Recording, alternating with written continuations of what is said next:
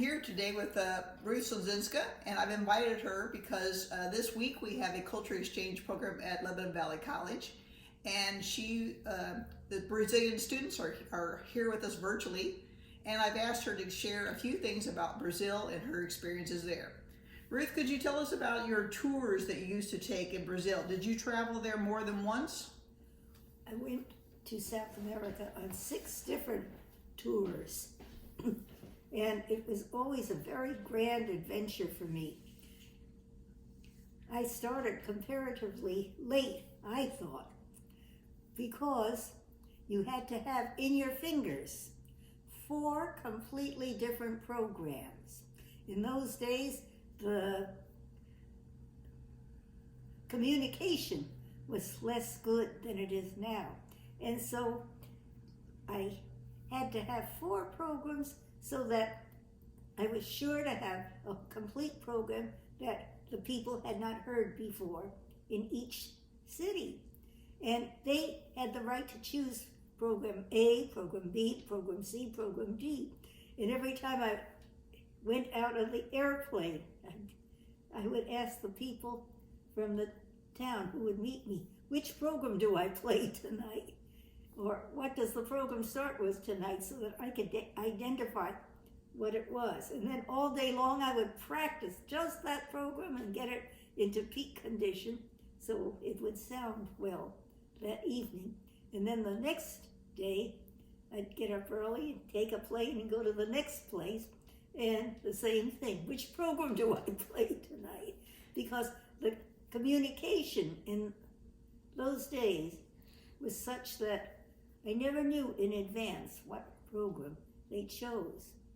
And I had to play programs that the people had not heard from other pianists. They only had maybe 5 or 6 concerts in a season.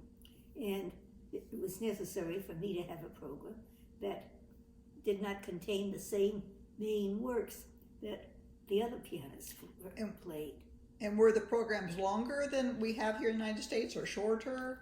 Well, they had more long pieces in them, pieces that they considered grand literature. For instance, when I went there, I always had to have something that would be a first time they heard it. I was the first person to bring a Bartók sonata to South America. In those days, Bartók was a very new composer, and the main teacher in town would get the music to it, and they would pour over the music while I was playing it. And it was my responsibility to bring new music of importance. And so I was the first person to bring a Bartók sonata to South America.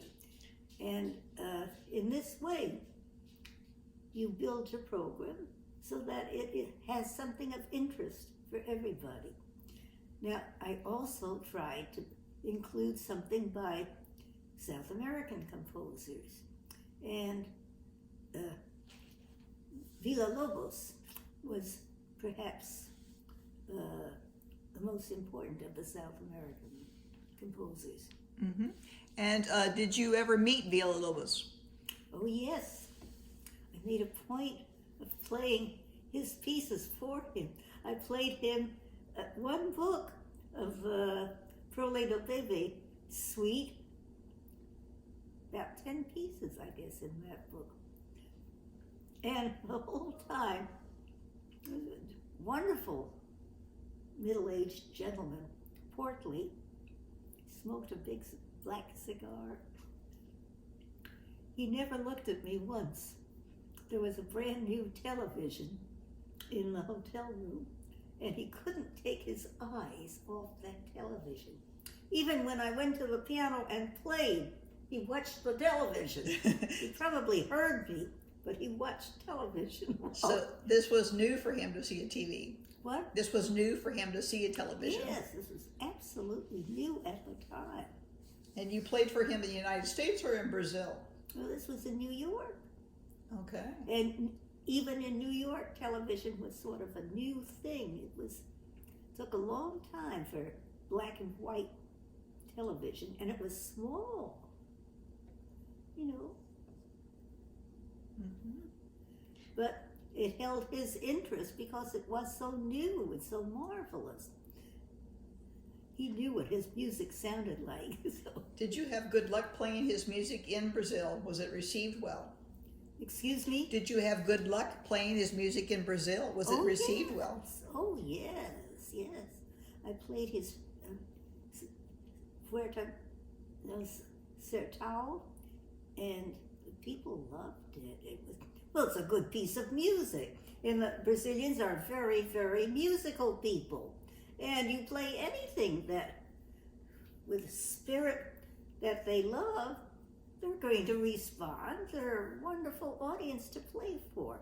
And for them, a concert is a major occasion. They get dressed up to go to the concerts, not going in jeans like kids do now. Mm-hmm. And when you were in Brazil, which were some of the main cities you played in? You played in Sao Paulo. What else? Oh, Recife, Rio de Janeiro. Rio de Janeiro, many times. They have a fine, big opera house there, just about 2 blocks from a good hotel where I stayed. I remember in the hotel, they had music when I came in the door, and I wanted so much to listen to that music, but it was being played in a room where I had to have an escort, and I had no escort. I was traveling alone. I had to sit outside in the hall and listen to their marvelous dance music, which I couldn't hear in the United States because it had a zip and a beat, a Brazilian sound that is unique. You can't imitate it. And I listened to it and was just carried away. It was a wonderful sound. Anything else you'd like to share with us about Brazil that you think about? Well, I think of the bright birds that I saw there. Some of them, they just fly past your window, and it is unbelievable to see a bright bird with big. This is actually from Brazil. Is it really? Yes. Well, now you see, they appreciate what they have. This, but much bigger than these. Mm-hmm. Much bigger than those, and brighter. Yep. They have from orange and blues and yellows, gorgeous colored birds, big ones that fly, and they're marvelous to see, not just in a zoo, but out in the open in the park. Did you ever see their monkeys? No. So as you know, I love Brazil too and have played several recitals there. And I found that I just love the food there. What did you like about it? Well, I loved the avocados particularly. They made a drink out of it, sort of thick like a milkshake. And the avocados were the size of baseball bats, not little, like you see in the salads here. And they had a lot of flavor to them. And these shakes were put together just quickly in stores that you pass, 3 to every block. They were very common. Also, the little, wonderful little cups of coffee that are served in Brazilian streets en route home from after the concert to the hotel. I passed streets and you could hear the tinkle, tinkle, tinkle of the spoons, tiny little miniature spoons and these miniature cups of coffee that were being sold and consumed in the coffee shops. Wonderful experience. Did you like coffee? In those days. Did you drink the coffee? Yeah. Did you like the fruit there? I found the fruit would be wonderful. Oh, it was the first time that I had fresh pineapple. Until then, I was content with the doles out of the can. And so this was a whole new experience for me to have the fresh pineapple. And the nuts, they were memorable. I loved the Brazilian nuts that I have there. Mm-hmm. Did you ever have a chance to go to see the big waterfalls in Brazil? I wanted to. I kept asking my manager, isn't there a city near Iguazu Falls?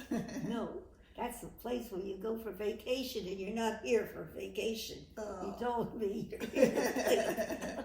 So you and I have to go there someday because I haven't seen them either. And what were some of your favorite cities? Well, I guess I will always think of Porto Alegre as one of my favorite cities, because when I warmed up there in the theater, I was working on Chopin's Preludes, and I was going over number 23 in particular, in F major. I had my own interpretation of how that should sound. And at that time, they were taking down the scenery from the play that had played the night before. And I only had that morning and that afternoon to practice, so I was busy working on my program. I was working on this prelude number 23, give it a special sound, a special interpretation. And one of the workmen came over, he stood and he listened, and he said, "Stairway to Heaven." Stairway to Heaven. Ah. That was the most inspiring thing. It was just marvelous. So you still remember that interpretation that he offered as a... He offered, and now I don't play that prelude unless I can make it sound like a Stairway to Heaven. It's a marvelous musician. Mm-hmm. thing. So I learned from my audience. Well, wonderful. So if you had a chance to go back to Brazil, would you go back? Yes, I would. Yeah, it'd be fun. All right, thank you.